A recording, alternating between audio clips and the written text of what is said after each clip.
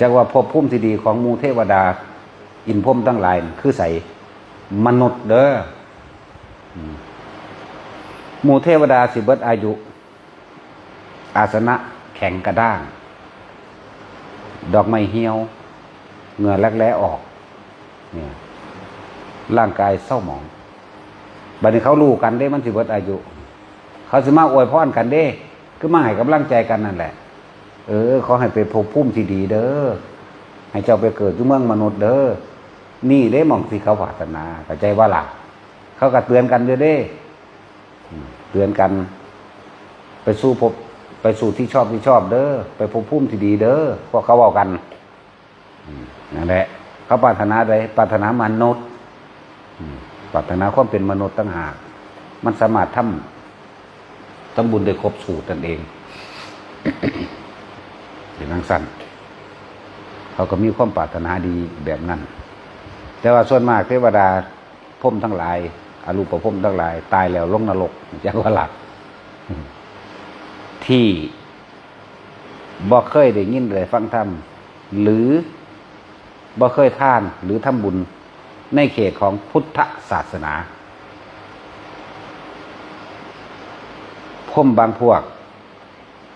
ทรงชั้นวันละนิดละหน่อยก็ได้เป็นพรหมมั่งบางพวกก็อาศัยกสิณดินน้ำไฟลมก็แล้วแต่ทำความเพียรพวกกำหนดจิตเป็นหนึ่งให้ได้หรือโดยโยคะก็แล้วแต่พวกนี้จะเป็นผู้มีจิตหนึ่งที่เพ่งอยู่เลื่อเอื่นว่าติดสุขนั่นเองมันเลยเกิดกลายเป็นอัตตาตัวตนเขาเข้าใจว่าที่นั่นเป็นที่สุดของเขาแล้วเพราะว่ามันบ่มีความถูกบางที่พวกเขาไปติดอยู่ในอารมณ์ติดอยู่ในชั้นทั้งสี่จังสิดับขาดตลอดบ่ได้ประกอบไปด้วยปัญญาบ่ประกอบไปด้วยอริยสัจสี่บ่ประกอบไปด้วยปฏิจจสมุปบาทบ่ประกอบไปด้วยธรรมอันใดก็แล้วแต่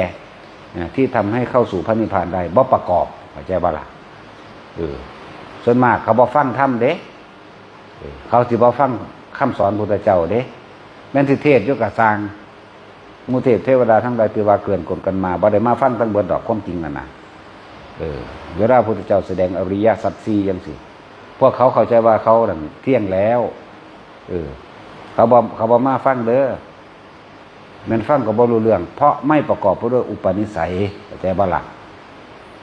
อยากได้หยังเหตุเอาตอนเป็นมนุษย์นี่เนี่ยทุกอย่างจะต้องประกอบตอนเป็นมนุษย์ซะก่อนถ้าบ่ได้ในเมืองมนุษย์ก็เป็นอะไรบ่ได้คือกันเมืองสวรรค์ก็ดีศาสนาอื่นๆไปสวรรค์ได้บ่ไปได้ไปพรหมโลกบ่ไปได้แม้นบ่มีศาสนากระสร้างนั่งเพ่งอยู่ในฌานกระสร้างฤาษีต่างๆสมัยตะกี้เขาเจ้าก็มักเพ่งอยู่ในฌานนั่นเองบ่คิดไปหน้าแนวอื่นถึงลึงอยู่จังซั่นมันบ่ถูกได้ซั่นเลยบ่รู้จักวิธีการพิจารณาโดยอริยสัจสี่นั่นเองแล้วเขาสิบ่ฟังส่วนมากตายแล้วลงนรกพวกนี้ก่อนสิไปนั่งสมาธิก่อนสิไปเพ่งในฌานใดมันสิบ่ขาดตะกะแตนจักตัวบ่วะแม่นบ่ล่ะมันสิบ่กินสัตว์บ่มันสิบ่เคยลักบ่เคยตัวบ่แน่มันก็ต้องมีแนวจังซั่นอยู่คือเก่ากันตัวนั่นแหละนี่แหละบัดนี้ถ้าคนมาเกิดในเขตของพุทธศาสนาหรือว่าได้ยินได้ฟังธรรมได้ไปอยู่ในเทวดาหรือพรหมก็สร้างนี่แหละจังว่าฟังธรรมเข้าใจนี่มันต่างกันดีพระอินทร์เราได้เป็นพระอินทร์ด้วยเขาว่าสัตตบท7เลี้ยงบิดาเลี้ยงมารดานั่นแหละตั้งโรงทานมั่งเลี้ยงบุตรภรรยาด้วยความซื่อสัตย์มั่งตั้งโรงทานมั่งสัตตบท7อย่างที่เฮ็ดให้เกิดเป็นพระอินทร์ได้แต่ว่าบ่ได้เฮ็ดในเขตของพุทธศาสนาพระอินทร์ไปเกิดก่อนแล้วบัณฑิตศาสนาหาก็มาเกิดที่หลังเข้าใจบ่ล่ะเกิดที่หลังพระอินทร์สิเป็นบัดนี้อังกูลเทพบุตรได้เคยใส่บาตรพระทีเดียว